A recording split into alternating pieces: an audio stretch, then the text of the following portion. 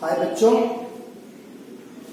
आपके बीच कक्षा 11 हिंदी से हिंदी काव्य के भाग पहला अध्याय 4 में ही कवितावली पाठ के अंतर्गत लंका दहन गोस्वामी तुलसीदास की रचना है। और कवितावली में और लंका दहन में उस समय का वर्णन किया जा रहा है जिसमें हनुमान द्वारा लंका को जब जलाया जा रहा था, जब जला रहे थे हनुमान जी, तो उस समय राक्षस और राक्षसिनी जो थी उनके मन के विकारों का इसमें वर्णन किया गया है। देखिए क्या लिखते हैं।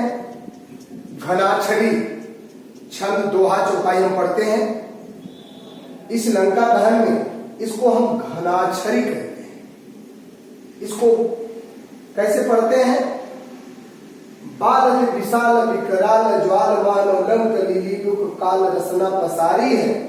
कैदो बेल विधिका भरे हैं भूरी धेम के तु वीर रस वीर तलवार से उभारी है। इसको अलग अलग तरीके से पढ़ा जाता है।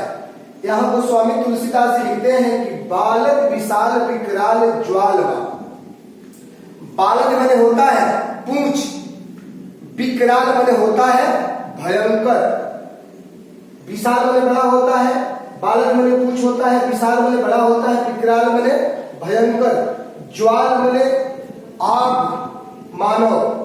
यानी हनुमान जी के लगी पूंछ में जब लंका वासियों ने जब आग लगाया तो उनके पूंछ में विकराल रूप का भयंकर आग हुआ और ज्वाला निकलने लगी और वह कूद कूद करके लंका के दहन के लिए कूदने लगे।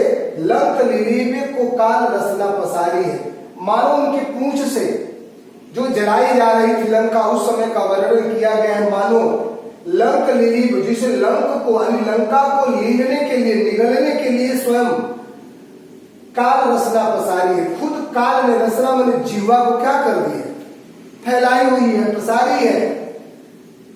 कैदो व्योम विधिका भरे हैं भूर धेम को।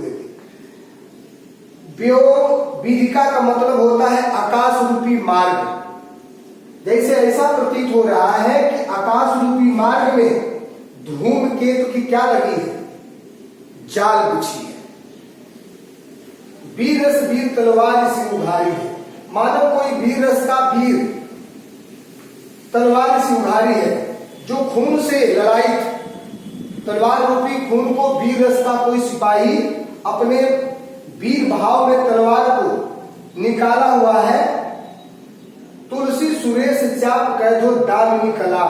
यहाँ तुलसीदास जी कहते हैं कि सुरेश अर्थात सूर्य के द्वारा ऐसा प्रतीत हो रहा था जैसे जैसे चमक, कैदो दामिनी जैसे आकाश में बिजली की बहुत भयंकर तपन और चमक हो रही थी। कैदो चल मेरु के किसान सभी भारी है। ऐसे मानो ऐसा प्रतीत चल रहा था जो मेरु पर्वत पर, जो सुमेरु पर्वत से भयंकर आग की नदी बह रही है। समझ आ रही है। कैदो चली मेरु के किसान सारी भारी है। ऐसे मालूम यह चल रहा था कि मेरु पर्वत से भयंकर आग की क्या हो रही थी, नदी बह रही थी। जेतो जात धानी अकुलानिक है। उसको देखकर, किसको, जो हनुमान द्वारा लंका जलाया जा रहा था, उस दृश्य को देखकर जे देखे जात धान मने होता है राक्षस, जात धान मने होता है राक्षसिनी, अकुलानी है। राक्षस और राक्षसिन सभी लोग क्या है, व्याकुल है। कानन उधारे अब नगर प्रजारी है। कानन उजारे, ये तो केवल अशोक वाटिका को ही उजाड़ दिए थे कि बंदर केवल अशोक वाटिका को ही उजाड़ा था। अब नगर प्रजारी है, अब तो ये नगर को भी जलाना प्रारंभ कर दिया। समझ में आया। इसमें इसका काव्यगत सौंदर्य है, भाषा ब्रज, शब्द छंद जो है इसमें घनाक्षरी, रस भयानक, शैली मुक्तक शैली का प्रयोग किया गया है और इसमें संदेह अलंकार, उत्प्रेक्षा अलंकार और उपमा अलंकार का प्रयोग किया गया है और गुण इसका ओज। आगे देखते हैं दूसरे घनाक्षरी में, हाट बाट कोट ओट अटनी अंगार पौरी, खोरी खोरी दौरी दौरी दिन अति आगी है। अब हाट बाजार यानी हाट बाट, हाट माने बाजार को, बाट माने गांव को, कोट माने कोठियों को, ओट माने कोने अटारी यानी घर बार कोठा अटारी शहर को, अंगार पर पूरे जगहों पर आग का क्या पड़ गया है, अंगार पड़ा हुआ है। आग की भयंकर लौ उठ रही है, खोरी खोरी दौरी दौरी, जैसे कोई आदमी किसी वस्तु को खोर खोर करके जलाता है, हटा हटा के जलाता है, वैसे ही यहाँ गोस्वामी तुलसीदास जी कह रहे हैं यहाँ उपमा अलंकार में खोरी खोरी दौरी दौरी दिन अति आगे है। जैसे लग रहा है कि दौड़ दौड़ एक से दूसरे जगह आग वहां दे दिया जा रहा है।